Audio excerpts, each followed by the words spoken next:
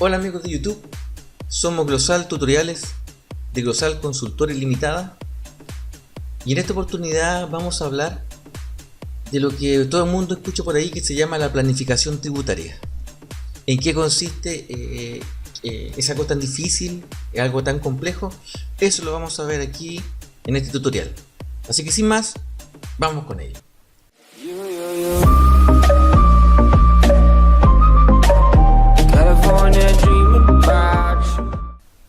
Planificación tributaria. Es algo que se escucha muy complejo, muy difícil, pero ¿en qué consiste? Bueno, lo principal es en disminuir en lo más posible el pago de impuestos en general. ¿Cómo se hace esta planificación? ¿Cómo parte? Primero que nada, se ve la actividad económica que está desarrollando el cliente. ¿Ya? Viendo esa actividad económica, lo que hay que hacer es ver si conviene, en qué persona jurídica conviene hacerla. ¿Me explico? ¿Conviene hacer una empresa? ¿Conviene hacerlo como profesional independiente? Y si es una empresa, ¿en qué tipo de beneficios puede tener? Y si es profesional independiente, de la misma forma. Hay ciertas características que no se permiten hacer cierta planificación financiera y tributaria. ¿Por qué financiera? Porque básicamente lo que la gente quiere es pagar poco impuesto, ¿ok? Pagar poco impuesto. Quieren disminuir ese egreso que es tan trascendental. Entonces, en uno de los videos que nosotros realizamos una planificación básicamente respecto al IVA y al PPM. ¿Por qué? Porque son impuestos mensuales. El PPM, recordemos, tiene un tratamiento diferente porque el PPM es un pago provisional mensual. Este va a favor y se va a imputar en contra del impuesto de primera categoría del año siguiente o de este año, pero que se paga el año siguiente, y se imputa ajustado, reajustado. Ustedes ganan ese reajuste. Es como si ustedes pusieran ese dinero y se fuera reajustando mes a mes en un banco o en un fondo mutuo. Lo importante de esto es que eso permite una planificación. ¿Qué planificación? Estos impuestos mensuales ustedes tienen que tenerlo como un egreso.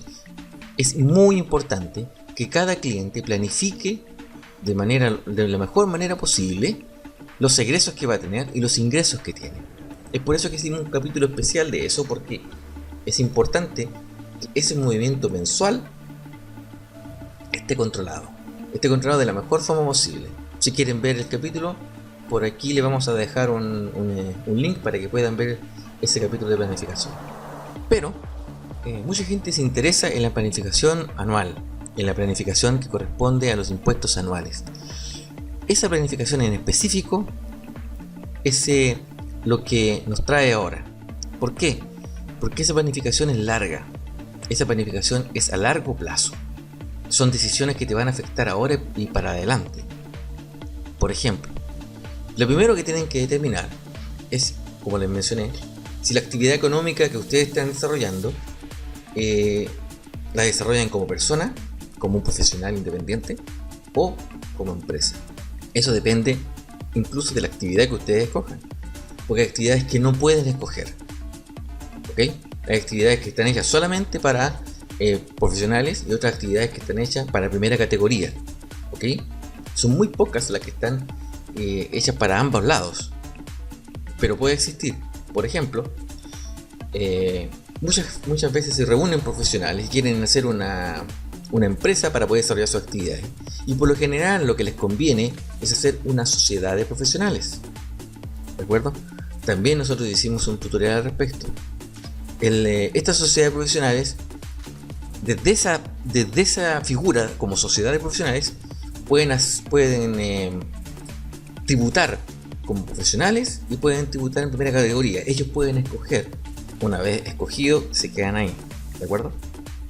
Pero tienen la posibilidad de escoger. Tienen una amplitud, ¿ok? ¿Y cómo se puede decidir?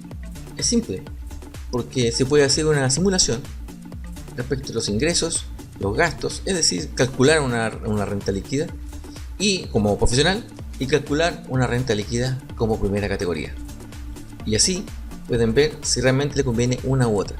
Por el otro lado, cuando ya estamos en primera categoría, tenemos alternativas. Por ejemplo, ahora se redujeron mucho. Antes habían el 14 bis, 14 ter, 14 quater. Vamos a omitir esos beneficios porque ya a esta altura no existen, no están. Y si alguna vez existieron, ya se fueron anulados. Es decir, las personas que estaban en 14 bis o 14 quater fueron ya anulados ahora, fueron derogados al 31 de diciembre de 2016 y ya en 2017 pasaron a ser contribuyentes de primera categoría completa, ¿ok? Y lo único que sobrevivió fue el 14 ter, ¿de acuerdo? Si ellos querían ser 14 ter, tuvieron la posibilidad de hacerlo el año pasado, haberse traspasado a 14 ter. Eso era una buena planificación, haberlo hecho el año pasado, ¿de acuerdo? Si vieron, si eran 14 ter o 14 quater y analizaron que el 14 ter les convenía, hay que seguir. Ahora, nosotros nos hemos encontrado con una encrucijada, con un tema de mucho estudio, que es si a las personas realmente les conviene continuar en 14 ter o no. Eso ha variado increíblemente. A algunos les conviene y a otros no. No siempre es un beneficio. ¿Cuál es el gran beneficio que tiene el 14 ter? Que todo se calcula por movimientos de dinero. ¿Ok? Si ustedes tuvieron entrada de dinero y si ustedes tuvieron salidas de dinero, eso es lo que paga. Es así, básicamente se paga el impuesto de primera categoría, y eso es lo que conviene. ¿Cuál es la diferencia con la norma de primera categoría normal? Es que hay muchos ingresos que no son necesariamente dinero. Hay correcciones monetarias, hay un montón de cosas que no son necesariamente dinero. Pero a la vez hay gastos que tampoco son necesariamente dinero. Por ejemplo, depreciaciones. Entonces, cuando una persona jurídica, un contribuyente, tiene activos fijos importantes, habría que analizar la conveniencia del 14 ter. Yo sé que cuando uno compra un activo es un gasto para el 14 ter y que lo más probable es que le dé pérdida y esa pérdida se va acumulando hasta que se absorbe, que es muy parecido a lo de la depreciación. Pero la depreciación te permite un mejor manejo, una mejor distribución del gasto y te empareja tus pagos anuales. ¿De acuerdo? Entonces, si uno se ordena en el tema de la facturación, si uno se ordena en el tema del cobro de los clientes y se ordena en el tema del pago, la diferencia entre el 14 ter y una primera categoría es muy pequeña, es muy insignificante y varía de caso en caso. ¿De acuerdo? Estas planificaciones son muy particulares. Antes de todo lo que era la reforma tributaria, el 14 ter era muy interesante. Pero actualmente, ahora como está la reforma, hay que analizar caso a caso. ¿Qué es lo que hay que analizar en cada caso? Te lo voy a contar.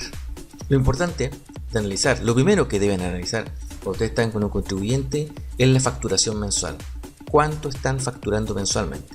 ¿Y cuántos son sus proveedores, sus gastos mensuales? Eso le va a dar una idea del movimiento anual de todo esto. Estamos hablando de un promedio. Como estamos hablando de una proyección, es importante ese promedio. Lo siguiente es ver el activo fijo. ¿Cuánto activo fijo tienen? ¿Cuántos gastos tienen? ¿Cuántos gastos hay que realiza la empresa o el contribuyente y que no están ingresados ahí? ¿Cuántos gastos hay que están ingresados y no deberían estar?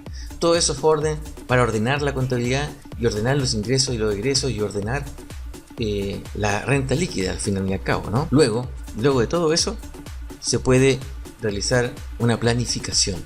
¿De qué? De los cobros, de la plata. Porque hasta el momento tenemos ingresos y egresos.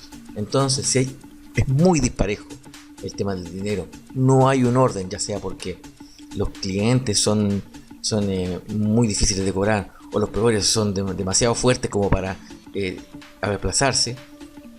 Tal vez le convenga en ese estado, cuando no es posible ordenar los dineros, le conviene un 14 ter. ¿Ok? De esa manera solo pagará en la medida que tenga el dinero. Eso es así, ¿de acuerdo? Pero ojo, cuando están en 14 ter, pero son afectos a IVA, ese pago de IVA va mensual igual, se pague o no la factura. se reciba o no el pago de clientes. Van todas las facturas. Por lo tanto, es importante que traten de emitir la factura cuando corresponda. Y una vez emitida, que se pague lo más pronto posible. Y el ppm del 14 TER, como se entiende, es muy bajo, en un 0,25% de los ingresos. Es importante ver si ese 0,25 es suficiente, porque si quedan cortos, lo ideal es ir subiendo de a poco, un 1%, un 2%, con tal de que en abril no sea muy fuerte el pago del impuesto y se distribuya mensualmente. Eso es una buena planificación para el tema del 14 TER. Otro tema interesante que se presenta en estas planificaciones es el tema de los retiros. Muchos casi todas las MIPYMES, las pequeñas, medianas empresas, son la fuente de ingresos para la familia del dueño o de los dueños. Viven de eso, ¿entienden? Entonces aquí viene una planificación importante. ¿Hacemos retiros o nos fijamos un sueldo? ¿Ok? Hay que ver qué tanto nos permite hacer esto. ¿Cuál es la ventaja de uno de otro? Cuando yo hago hago un retiro, ¿sí? Ese retiro no va contra resultados. ¿Ok? Me explico, no es una pérdida para... no se contabiliza como una pérdida, sino que es un menor patrimonio, porque yo estoy sacando plata de las utilidades, estoy sacando plata del patrimonio.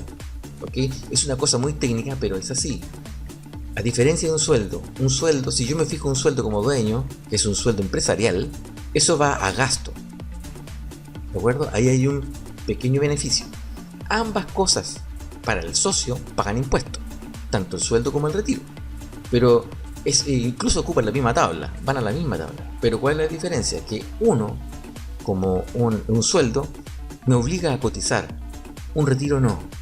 Tendría que ser una cotización propia. Nosotros siempre recomendamos, por tema de orden, un sueldo empresarial. ¿Cuál es el tema del sueldo empresarial? Que tiene un tope del máximo imponible. El tope imponible es eso, el resto no se acepta como gasto. Se acepta como gasto solo hasta el tope, que actualmente está como en 2 millones y algo, 2.100.000 y algo, como sueldo bruto. Que eso quedaría más o menos, como un 20% menos. Debe quedar como en 1.700.000 más o menos de sueldo líquido para cada uno, para el que retira. Si ustedes quieren más que eso, y que se acepte como gasto, habría que hacer un cambio de persona jurídica. Todas las sociedades de personas, digamos, llámese responsabilidad, IRL, empresa individual, tienen ese tope como el sueldo empresarial, tienen el tope del máximo imponible, que son 75 veces. Pero hay unos tipos de sociedad que no tienen ese tope, que es la sociedad por acciones, la SPA. Si uno tiene una SPA, uno puede fijarse un sueldo como accionista y no tiene el tope del sueldo empresarial, solamente tiene el tope del mercado. ¿Ok? Si tú te fijas un sueldo muy, muy alto, digamos, te lo van a cuestionar. Pero si un sueldo de mercado, está bien, digamos, no hay problema, no debiera haber ningún inconveniente. Incluso pues, hay sociedades de sociedad por acciones que tienen un solo socio, un solo accionista, digamos, un solo accionista. Entonces, es muy similar a una EIRL.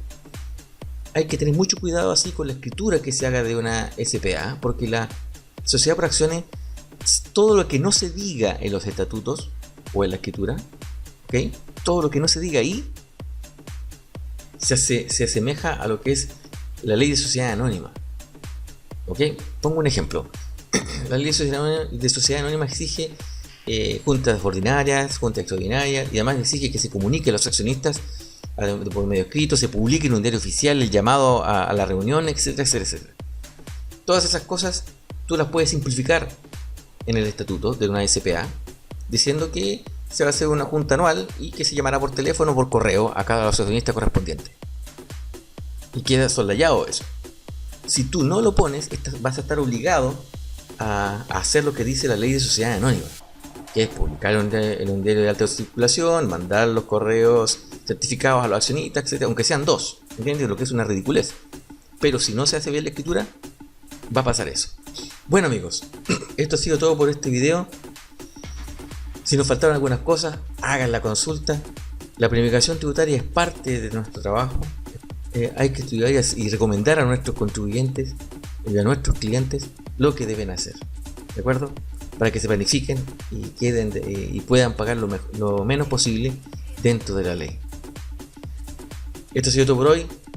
Denle me gusta, suscríbase al canal y nos vemos en otra oportunidad. Chao, chao.